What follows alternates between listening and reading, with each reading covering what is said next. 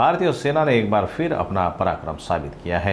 आतंकवाद के खिलाफ कार्रवाई करते हुए कई ठिकानों को ध्वस्त कर दिया है, जिसकी देश भर में सराहना हो रही है। भारत पर अगर कोई भी पूरी ताकत से वार करने की कोशिश करेगा तो देश एकजुट होकर उसका मुकाबला करेगा।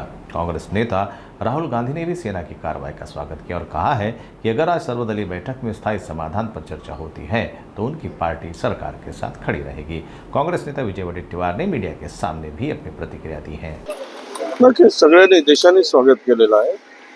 भारतीय सैन्य बलाढ्य सैन्य आहे आणि एक शक्तिशाली भारत म्हणून आपण आता उभा झालेला आहे आणि यामध्ये जो सैन्याने काल शौर्य दाखवलं आणि त्यातून दहशतवाद्यांचे हल्ले आपले अड्डे उद्ध्वस्त केले, ते ठिकाणं उद्ध्वस्त केले, त्याचं संपूर्ण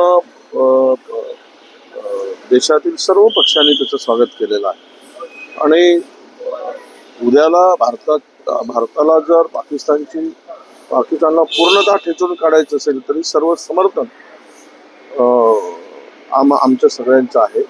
ही भूमिका हा पहलगामचा हल्ला झाल्यापासून आमच्या नेत्यांनी मांडलेली आहे, राहुलजींनी मांडलेली आहे आणि आजच्या सर्वपक्षीय बैठकीमध्ये जर उद्याच्या दृष्टीनं कायमचा बंदोबस्त करण्यासाठी काही चर्चा होत असेल तर नक्कीच त्याला आम्ही सोबत राहू, त्या निर्णयाच्या सोबत राहू। ऑपरेशन सिंधूर झालेला आहे, आता 2.0 ऑपरेशन सिंधूर राबवलं जाईल अशी शक्यता वर्तवली जात आहे। पाकिस्तानकडून अजूनही धमक्या दिल्या जातात। नाही, पाकिस्तान हे पोकळ धमक्या देतं। पाकिस्तानमध्ये काही दम राहिला नाही, पाकिस्तानामध्ये लढण्याची ताकद नाही, केवळ धमकीच देऊ शकतात, ते काही करू शकत नाही।